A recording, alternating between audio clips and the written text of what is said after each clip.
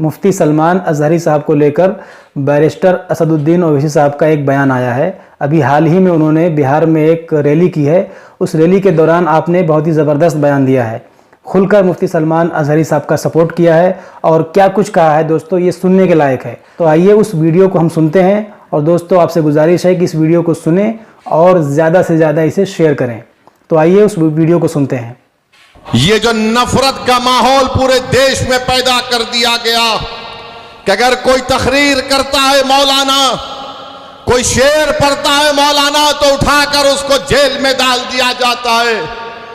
मैं पूछना चाहता हूं गुजरात की सरकार से कि तुमने एक मौलाना को पकड़कर मुंबई से पकड़कर गुजरात लेकर गए, मगर वही गुजरात में कई ऐसे वीडियो हैं जहां पर ये जालिम लोग वीडियो में आकर कहते हैं कि असदुद्दीन ओवैसी को गोली मार देंगे, इसकी जबान को काट लेंगे, इसकी सर को काट देंगे, मगर उनको कोई हाथ नहीं लगाया जाता। मगर कोई एक शेर पढ़ देता है तो उस अशार के गलत माने निकालकर मुंबई से मौलाना को लेकर चले जाते हैं। 3-3 मुकदमे उन पर बुक कर दिए जाते हैं। मगर हम बीजेपी के लोगों से कहना चाह रहे हैं, तुम क्या कर सकते? तुम सिर्फ जानी तो ले सकते हो ना, तुम जानी तो ले सकते हो और क्या कर सकते हो?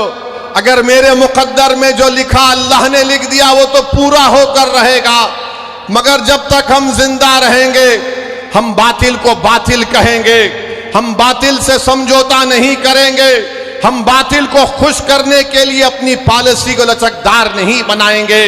हमारा काम यह है मेरे अजीज दोस्तों और बुजुर्गों कि हम हक को कामयाब करें और हक की कामयाबी का राज आपका इत्तेहाद है। याद रखिए, कब तक आप सेकुलरिज्म के नाम पर ठगे जाएंगे, कब तक आप सेकुलरिज्म के नाम पर इनको वोट देंगे और वो बीजेपी को बिहार में सत्ता देंगे। मैंने 2015 में भी कहा था तुमसे, मगर तुमने मेरी बात का यकीन नहीं किया। मैंने 2019-20 में भी कहा था, मगर आपने मेरी बात को नहीं समझा। कम से कम अब तो समझ जाओ। याद रखो, तुम अपने मुकद्दर के फैसले कर सकते हो।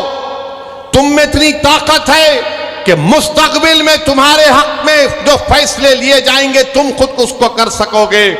अगर आज आप मुत्तहिद होकर अपने वोट का इस्तेमाल नहीं करेंगे तो नुकसान आपका होगा, नुकसान सीमांचल की गरीब जनता का होगा।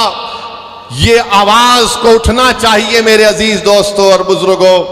आप देखते हैं कि भारत की पार्लियामेंट में हर मसले के ऊपर मजलिस इत्तेहादुल मुस्लिमीन के अरकान पार्लिमान अपनी आवाज को उठाते हैं। किशनगंज में अलीगढ़ मुस्लिम यूनिवर्सिटी का मसला मजलिस के एमपी उठाते हैं।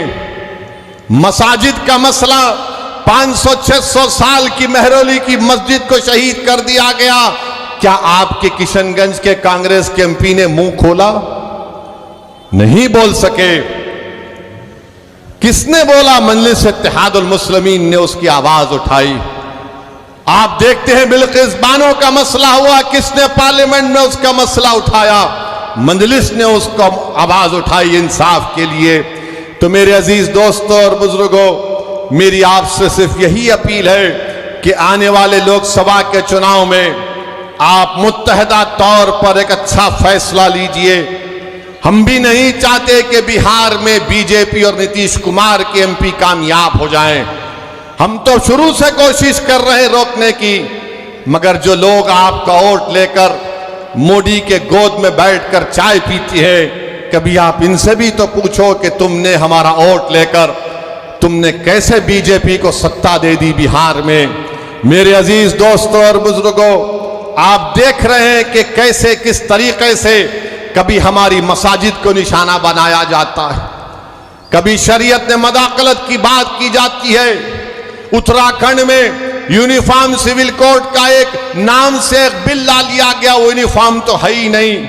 अब नहीं मालूम नीतीश कुमार क्या करने वाले हैं। बीजेपी के साथ मिलकर बैठे हैं। यहां पर फसाद हुआ था 1 साल पहले, 100 साला मदरसे को जला दिया गया। मैं तुमसे पुकार कर कह रहा था कहां है वो सेकुलरिज्म के दावे करने वाले? कहां है तेजस्वी यादव? जो 100 साल के मदरसे को जला दिया गया, कोई आवाज नहीं उठी। एक 12 साल के बच्चे को सीवान में ले पकड़कर उसको 8 दिन जेल में डाल दिया गया, किसी ने आवाज नहीं उठाई। मैं कह रहा था, पुकार रहा था, मेरे भाई याद रखो, अगर तुम्हारे लिए कोई लड़ने वाला नहीं होगा तो जुल्म जारी रहेगा। हमारे वतन अजीज की हकीकत यही है कि जब तक तुम्हारी आवाज नहीं होगी तुम्हारा कोई पुरसाने हाल नहीं हो सकता है। जब तक तुम्हारा नेता नहीं होगा कोई तुम्हारा काम नहीं कर सकेगा। आप बताइए, इतनी बड़ी तादाद में सर्वे हो गया, कास्ट सेंसस हुआ, जो अख्तर भाई ने मुझे यहां पर बताया कि इतना बड़ा सर्वे यहां पर हुआ सुरजापुरी बिरादरी का।